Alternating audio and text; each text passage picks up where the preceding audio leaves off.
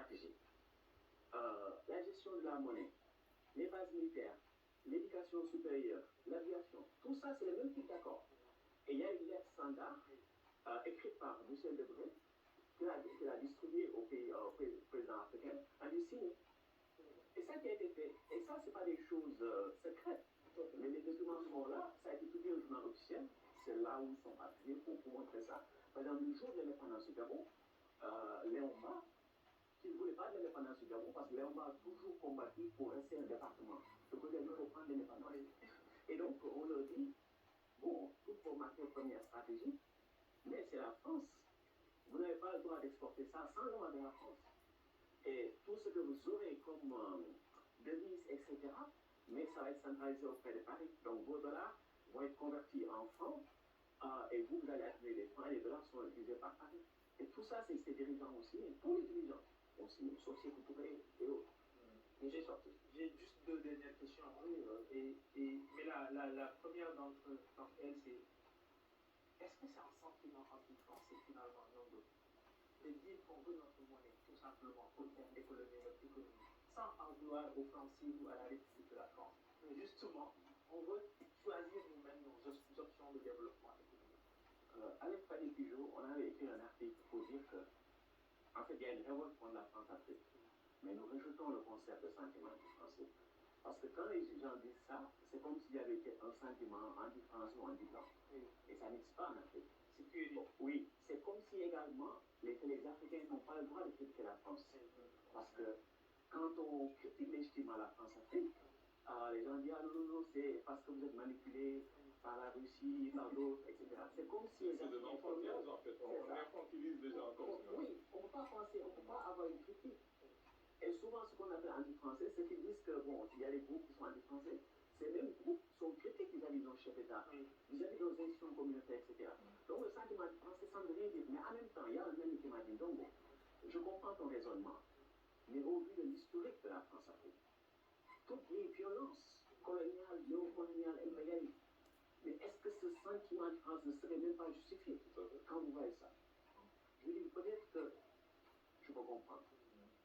Oui, parce que quand on voit toute l'histoire, la violence que nous avons subie, tout ça, les massacres coloniaux, la violence économique qui continue, les humiliations permanentes, tout ça on voit. Et quand vous regardez l'histoire d'Haïti, quand vous voyez ça, mais vous comprenez. Les massacres au Cameroun, vous en avez un peu parlé. Parce que pour vous rejoindre, par exemple, ça n'empêche pas les gens. Nous sommes dans un monde assez complexe sur ce point-là. Et nous sommes dans un monde fondamentalement violent. Parce que l'homme est violent, un peu par nature. Donc, au-delà de ces violences, on voit que les gens, après, ils collaborent en bonne intelligence. L'exemple le plus parfait, franchement, c'est la guerre d'indépendance aux États-Unis.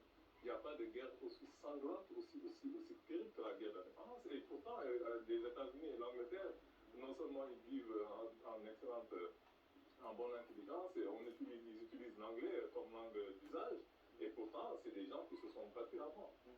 C'est que la triste réalité est que les pays occidentaux qui se disent démocratiques, etc., ont criminalisé toute tentative, en tout cas d'atteindre un minimum en termes de souveraineté et d'indépendance. C'est ça la réalité. C'est-à-dire que tout pays qui dit, en fait, moi, je n'ai pas de haine vis-à-vis des autres peuples. Ce que je voudrais, c'est juste un peu d'indépendance nationale, créer de la prospérité pour mon peuple. Vous dites ça, c'est une déclaration de guerre. C'est ce monde dans lequel nous sommes. C'est pourquoi on voit qu'il y a des blocs qui émergent pour dire nous ne voulons plus ce monde. Nous ne voulons plus des guerres. Ce que nous voulons, c'est un minimum d'indépendance. Et ce minimum d'indépendance commence par la monnaie, comme disait Kouémou. Parce qu'un État n'est pas indépendant sur le plan politique si cet État-là n'a pas sa propre monnaie. Parce que la monnaie, c'est quoi? C'est une dette. Et il est ironique que nos grands-mères qui étaient là durant la période coloniale avaient une compréhension plus poussée des phénomènes monétaires que nos professeurs d'université. C'est extraordinaire que tu aies parlé de ça. C'était ma dernière question. Non, me semble assez là, de manière assez simple pour les téléspectateurs. C'est quoi la monnaie? Mais parfois, il faut juste lire. Quand vous prenez un billet $1 ou un pound sterling, qu'est-ce qui est dit? C'est une dette à l'État. Donc la monnaie, c'est une dette. Mais les économistes n'y ont pas classiques vont vous dire ah, c'est un instrument d'échange. Non, ça c'est une fonction. C'est la fonction. Mais la nature de la monnaie, c'est différent de la fonction. Vous voyez, la monnaie sert à ça. Mais c'est quoi la monnaie? La monnaie, c'est une dette. Et donc, c'est une dette émise par l'État. Et ça, nos grands-mères étaient là, qui étaient là pendant la période coloniale, avaient compris. Pourquoi? Parce qu'elles avaient leur courrier, etc. Et chaque courrier avait sa valeur. Elles contrôlaient le commerce. Et donc, l'État colonial a voulu leur imposer sa propre dette, leur prendre. Elles ont dit non. Parce que si on prend votre dette, on ne sera plus autonome. Elles ont refusé pendant 50 ans, les femmes. Les femmes. Et là, les professeurs d'économie, de finance, etc. Et pendant 50 ans. Oui, pendant 50 ans, les femmes ont résisté. Et nous, nos peuples n'ont toujours pas compris. Et pourquoi on est en effet en monnaie étrangère? Mais parce que les autres arrivent à vous imposer leur propre dette. Et donc, avoir la souveraineté monétaire, c'est émettre sa propre dette, c'est une obligation entre nous tous, en tant que citoyens, qui faisons partie de un État. Et donc, quand nous avons notre propre dette, nous pouvons activer notre propre capacité politique. C'est-à-dire que l'État doit s'approvisionner en ressources, en hommes, en vivres, etc. Et la seule manière pour l'État de faire ça, c'est de dire, Monsieur Nian, j'ai besoin de vous pour que vous produisiez des armes, pour que vous travaillez pour moi, que vous produisiez des vivres. Et donc, il produit des armes. Mais la seule manière pour l'État de faire ça, c'est de dire que vous devez payer des impôts dans vos unités de compte. C'est la fonction première. Et donc, comment pouvez-vous payer des impôts dans l'unité de compte décidée par M. Ndiaye? Vous ne pouvez pas. Donc, il faut que M. Ndiaye dépense d'abord. Et c'est quand M. Ndiaye dépense, c'est sa dette. M. Ndiaye dit, voici ma dette, et je peux l'accepter. C'est ce qu'on appelle la rédemption. On dépense d'abord, et ça va devenir des revenus fiscaux. Et donc, M. Ndiaye vous contraint, et donc vous produisez des armes, vous produisez des vivres, vous travaillez pour lui, il dépense pour vous, et une partie, vous devez payer comme impôt. Et quand ces impôts reviennent, M. Ndiaye n'en a pas besoin, il les détruit.